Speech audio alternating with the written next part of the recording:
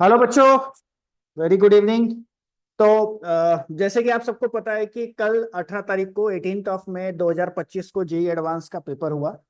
तो आज हम लोग लेके आए हैं क्वेश्चन पेपर नंबर 1 जो हमारा हुआ है, उसमें फिजिक्स का पहला क्वेश्चन क्या पूछा था वो हम लोग देखने जा रहे हैं, है ना। तो देखो, पहला क्वेश्चन हमें पूछा है कि the centre of a disk of radius R, यहां आपको डिस्क दिख रही होगी जिसका रेडियस स्मॉल आर दिया हुआ है, राइट। एंड मास एम, इसका मास स्मॉल एम है, यहां लिख लेता हूं मैं।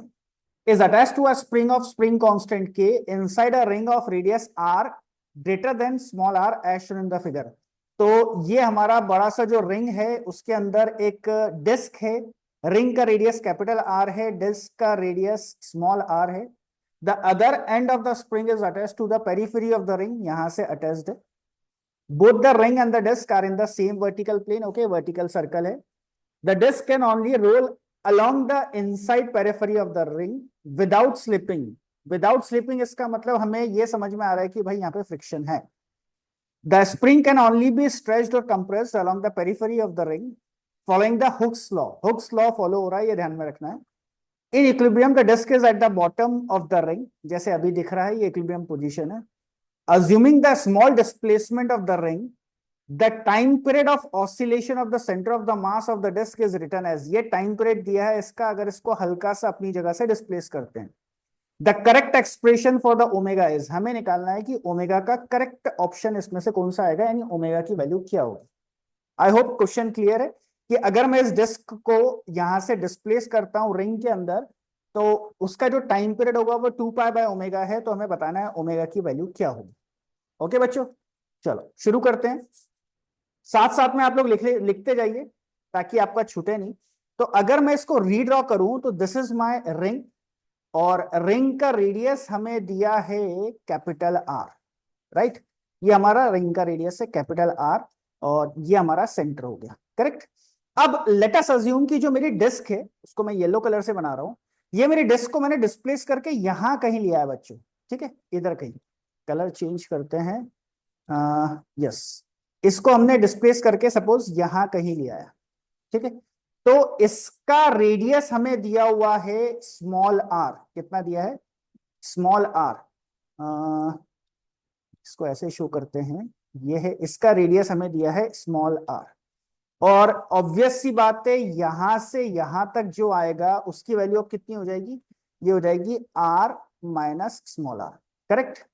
यहां से सपोज अगर मैं ऐसी लाइन ड्रॉ करता हूं तो let us assume this as x, और ये सपोज एंगल थीटा से डिस्प्लेस हुआ है। यहां तक क्लियर है सबको, राइट। अब क्योंकि इस डिस्क का मास m है तो ऑब्वियस सी बात है इसके ऊपर लगेगा ग्रेविटेशनल फोर्स, राइट। नीचे की तरफ क्या रहेगा, ग्रेविटेशनल फोर्स mg, जिसके दो कंपोनेंट्स होंगे। एक कंपोनेंट ये वाला होगा, that will B mg cos theta, और एक ये वाला कंपोनेंट होगा। तो क्योंकि ये एंगल भी थीटा होगा करस्पॉन्डिंग एंगल, तो that will be m g cos theta, और ये वाला कंपोनेंट होगा एम जी साइन थीटा।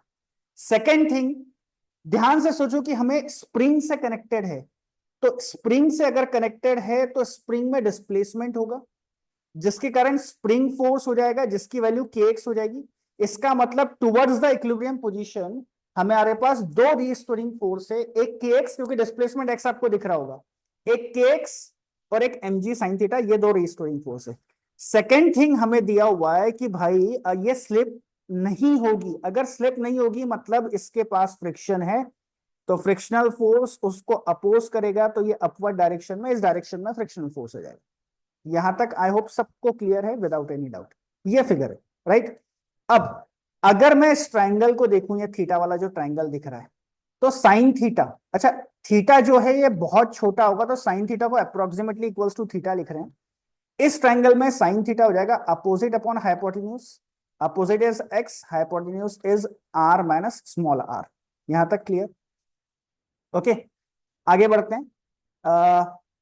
ये जो डिस्क है ये डिस्प्लेस हो रही है, तो किसी भी एक पॉइंट ऑफ टाइम पे जब डिस्प्लेस हो रही होगी तो इसमें फोर्स का जो डिफरेंस आएगा m g sine theta, k x plus m g sine theta minus f, suppose मेरी डिस्क ऊपर की तरफ जा रही है, ओके, तो दिस फोर्स या net force will be equals to क्या हो जाएगा, मास इनटू एक्सेलरेशन। यहां तक क्लियर है? ये नेट फोर्स हो गया। अच्छा, साइन थीटा क्योंकि हमें पता था कि भाई बहुत स्मॉल है तो जिसको अप्रोक्सीमेटली इक्वल्स टू हमने थीटा लिख लिया, तो ऊपर से मैं थीटा का वैल्यू रिप्लेस कर दूंगा तो हो जाएगा x divided by r minus r minus f is equals to mass into acceleration. Let this be equation number 1। यहां तक आ गया। अब हमें टॉर्क का एक फॉर्मूला पता है। क्या फॉर्मूला है भाई टॉर्क का? बच्चों टॉर्क का फॉर्मूला है torque is equals to force into perpendicular distance. यहाँ पे फोर्स कौन सा है? फ्रिक्शनल फोर्स है और परपेंडिकुलर डिस्टेंस r हो जाएगा। This is also equals to एक और फॉर्मूला है moment of inertia into angular acceleration. ये भी हमारे पास फॉर्मूला है, राइट? तो यहां से अगर मैं वैल्यू पुट करूं तो moment of inertia of a disk हमें पता है mr² by 2 होता है इंटू अल्फा। एक आर से एक आर कैंसिल हो जाएगा, यानी एफ की वैल्यू हो जाएगी हमारे पास mr∝/2। और हमें पता है r इंटू अल्फा एक्सेलरेशन होता है, यानी mass into acceleration divided by 2। ये आ गई बच्चों मेरी फ्रिक्शनल फोर्स की वैल्यू। अब ये वैल्यू उठा के मैं यहां पुट कर रहा हूं। कहा? यहां पे। ठीक है, तो हमारी अगली इक्वेशन हो जाएगी, यहां तक आई होप आप पॉज करके लिख लेना। यहां जैसी मैं वैल्यू पुट करूंगा तो मेरी इक्वेशन नंबर 1 हो जाएगी।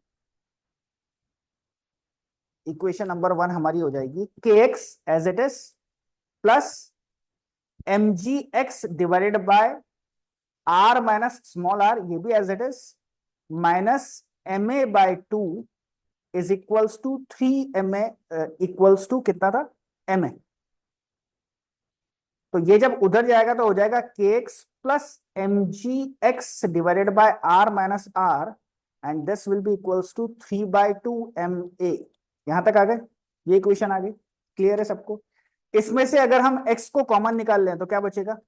k plus m g divided by R minus r that will be equals to 3/2 ma। Correct? Okay, क्या कर सकते हैं, क्या कर सकते हैं? मैं रेसिप्रोकल कर रहा हूं और रेसिप्रोकल करने के बाद क्रॉस मल्टीप्लाई कर रहा हूं। ध्यान से देखना, रेसिप्रोकल करने के बाद क्रॉस मल्टीप्लाई कर रहा हूं तो ये 2 ऊपर चले जाएगा, ये क्रॉस मल्टीप्लाई होके 2 से मल्टीप्लाई हो जाएगा। आपको समझ में आया? मैंने रेसिप्रोकल करके क्रॉस मल्टीप्लाई किया और नीचे क्या आ जाएगा? 3ma। अच्छा, इस a को क्रॉस मल्टीप्लाई करके ऊपर ले जाओ तो ये हो जाएगा a/x and this will be equals to 2/3। m को अंदर ले जाते हैं तो k/m plus g divided by r minus r। यहां तक आ गए? और हम सबको पता है एक्सलेरेशन होता है ω² इंटू एक्स, यानी ω² हो जाएगा a/x। देयरफॉर बच्चों यहां से ओमेगा की वैल्यू हो गई मेरी √2/3 into bracket g into bracket k/m plus g divided by r minus r। This will be your answer. ये बच्चों आपका आंसर होगा। बहुत ही सिंपल क्वेश्चन था। थोड़ा सा आप अगर इसको सोचते, ऑप्शन ए क्लियर करेक्ट है उसमें, अगर आप थोड़ा सा दिमाग लगा के सोचेंगे तो ये क्वेश्चन है। ओके बच्चों, ऐसे ही हम लोग आगे थोड़ी थोड़ी देर में या नेक्स्ट डे आपको आगे के क्वेश्चंस भी जेईई एडवांस के 2025 के पेपर 1 पेपर 2 सभी क्वेश्चंस आपको मिलेंगे। ओके, अगर अच्छा लगा वीडियो तो लाइक और सब्सक्राइब करना ना भूलें। Okay, thank you.